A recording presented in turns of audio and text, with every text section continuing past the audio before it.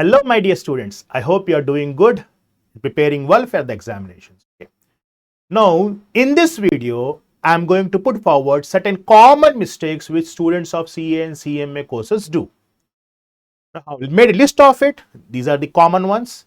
And let me go through these mistakes one by one so that you can avoid such kind of mistakes at the time of preparation for your CA and CMA examination. The first mistake which students generally make is lack of proper planning and scheduling. They fail to plan, and even they plan it properly, they keep on changing that plan. See, when you're spending that much amount of time on planning and replanning, basically you're wasting your time and you're failing to execute that plan. See, the plan will be successful only when you execute it properly. But when you keep on spending huge amount of time on designing new plans, designing new ways, obviously you're wasting your entire time in planning, but you're not executing that particular plan. And why planning is important? Because we know that in our CA and CMA courses, syllabus is quite vast, quite huge. So without proper plan, you will not be able to complete the entire thing. And when you don't complete the entire syllabus, obviously you will be having some doubts regarding your qualifications. So plan properly, correctly, and make sure that you are sticking on to that particular plan. Don't keep on changing your plans looking at others. You know your abilities, basing on that ability and time available to you, and basing on the knowledge, because you have the knowledge, right? What knowledge, sir? In which subjects you are strong, in which subjects you are weak. Basing on all these parameters, you prepare a plan for yourself. Or else join an institute which will schedule, which will prepare a schedule, which will plan for you, and stick on to that plan. Okay, join study hours batch of a certain institute, and they will plan everything according to you, according to the course, and you stick on to that particular plan. Okay, but plan properly and stick on to that plan. That is the first mistake which students commit, that is they don't plan properly.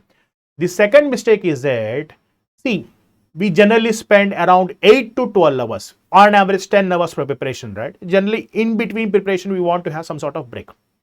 Now, if that break is for 5 minutes or 10 minutes, for example, for every 2 hours, if you're taking 5 minutes break, that's okay. But if that 5 minutes break turn into a 1 hour, that means you have lost around 1 hour of preparation time. That is what I have written there. Short breaks turning into time sink. What do you mean by time sink? You will be losing huge amount of. Example for that one. To relax yourself, what you will do? You will simply go through your mobile phone. You wanted to spend for 5 minutes. You will open your Facebook or Instagram or YouTube and you want to spend 5 minutes. But unfortunately, by the time you realize you already spent around 45 minutes to 1 hour. It is another mistake which students commit. Because of this, what is happening? You are lost your precious 1 hour of time. That is second mistake. Third mistake, students, when it comes to problematic subjects, they simply do entire thing on the calculator and they feel that it is sufficient. Do remember, in examination, see, calculator is an aid, but in examination, you have to put everything on paper. So practicing on paper plays a very important role, and that too in an examination scenario. That's why revision exams play a very important role. And we have repeated this point several times, that if you want to practice anything, put it on the paper. But unfortunately, students, what they do, they simply practice on calculator. And yes, you may be able to answer it on calculator, but you should know how you are able to present the same thing on the paper, right? Because by doing so, you can find out the mistakes. But generally, what students do, majority of the students will try to practice on calculator rather than doing it on the paper. That's the third mistake which students generally commit. Now, fourth one is that referring to too many sources, too many author books, too many sources. So what will happen because of this? You will be overloaded with the information and it will cause confusion. Stick on to one source, one institute material, one author material, and gain perfection in it. When I say perfection, I'm talking about conceptual clarity. Focus on the conceptual clarity in professional courses like CA, CMA, and even in fact in CS also. In professional courses, conceptual clarity plays a very important role. Even in the examination, the examiner is focusing on conceptual questions. How can you say that, sir? The questions are framed in such a manner. Stick on to one book. Be thorough with that book completely. Try to gain conceptual clarity. Okay, then you will have sufficient knowledge, sufficient information, and you can play around with that information in the examination. You can avoid cluster of data, cluster of information. You can avoid confusion. Okay, so don't refer to too many sources. Stick on to one book. Have faith in that one book, and you will be able to qualify the examination easy. That is the fourth mistake, referring to too many books. Fifth mistake, always stop comparing yourself with your friends, with your peers. We don't want you to be comparing day in, day out with your friends. So generally what we do, we start our preparation, but after some time, that is of 2 or 3 hours, generally we have a question with our friend that how many times he has completed or how many questions they have completed. Okay. Don't see, you are writing your own examination. Okay, you are the one who needs to complete the exam. So have confidence in your ability. Don't compare with others and start second guessing your preparation. We don't want yourself to be guessing you don't want yourself to be guessing your preparation, your ability. Prepare a plan, stick to that plan and try to complete the preparation on time. That is sufficient. See that you are improving yourself on day-to-day basis. Don't compare with others. See that you are improving yourself. You are racing against yourself. That is the point here. Because everyone has their own ability. Not everyone is equally skilled, right? Some needs a bit more time compared to others. So when you start comparing with others, obviously you may get disappointed or you may get overconfident also. So we don't want that way. Okay, we want you to focus on yourself, compete against yourself. Okay, don't compare with others. That is the fifth mistake. Sixth mistake, lack of good and sound sleep. See, when we say that the syllabus is huge, the qualifying is also a bit difficult. Students end up spending huge amount of time on preparation. Okay, and they neglect the sleep. Initially it may be okay, but the time of examination, because of lack of sleep, there is every possibility that you may become sick. So good sleep is essential. Why, sir? If you have a good sound, when I say good and sound sleep, it does not mean that you're sleeping for 14 hours or 16 hours. 8 hours a day is more than sufficient. 7 to 8 hours. It's sufficient. It is essential also.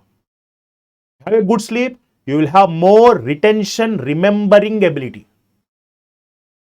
Because you are giving some time for your brain to rest. If you spend more time on preparation and if you ignore the sleep, if you disturb the sleep cycle also, initially it may be good for you, may be able to cope up with it. But if it keeps on happening over a period of time, your body will break down. And if this thing happens at the time of examination, whatever the effort you might have put in, you will not be able to reap the advantages of it. So please take care of your sleep cycles, 7 to maximum 8 hours. 6.5 to 7 is also okay. But please make sure that you are having a good and sound sleep. Okay. And the time of sleeping also, try to sleep as quickly as possible. Don't waste your time on social media and other things. Okay. Next, the seventh point, which I feel the students face. Continuous study without revision. No, revision in our professional course plays a very important role. Why, sir? Syllabus is huge. If you keep on reading continuously without revising, what will happen? After some time, whatever the content that you have already read earlier, you will start forgetting it. That means by the time you go to the fifth question, you will forget about the first question. By the time you go to the eighth question, you will forget about the first 4 questions. You are reading. I'm not saying that you are not putting your effort. You are putting your effort, but there is no proper, what we say, way for it. So revision plays a very important role. So make sure that you're focusing on cumulative revision. How to do that? I have already explained it several times. So if you have completed 2 questions, when you start the third question, revise first and second question, then go for third question. Then once you have completed 4 questions, revise 1, 2, 3, 4. Now do remember that every time you keep on revising it, okay, you will be able to retain more and more content and the time of revision will be very, very less. Without revising, if you keep on studying, definitely you will forget whatever things that you already learned.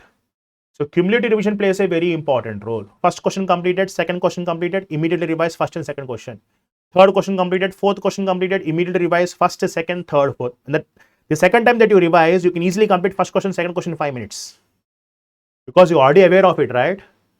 So brain will work at over speed. So revision plays a very important role. Revision leads to retention, remembering, and retention leads to good result, because you will be able to remember everything. You can produce the same thing in the examination with confidence. That is a key term here. So continuous study without revision is of no use at all. That is the mistake. Okay. And the eighth one is never skip weekends or revision exams, my dear. Generally, students, what they do is that they are afraid they may get less marks, and when their parents come to know about these marks, okay, they will be given left and right.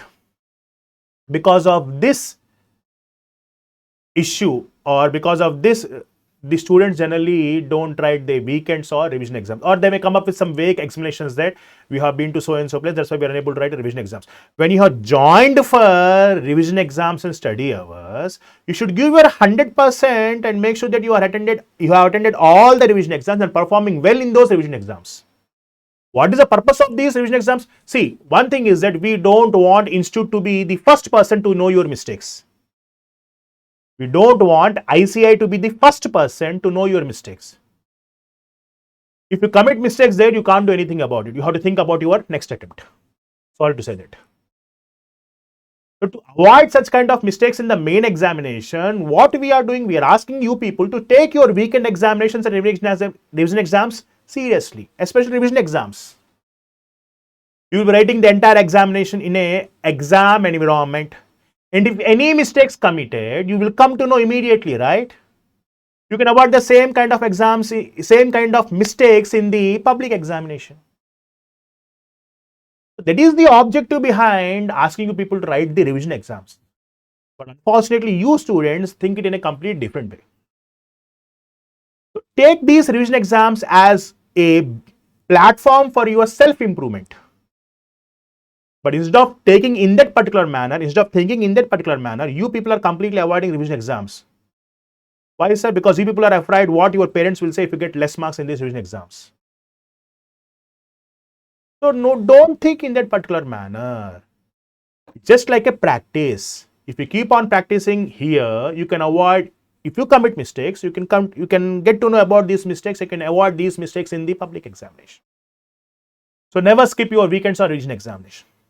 And the last mistake, don't skip any topic.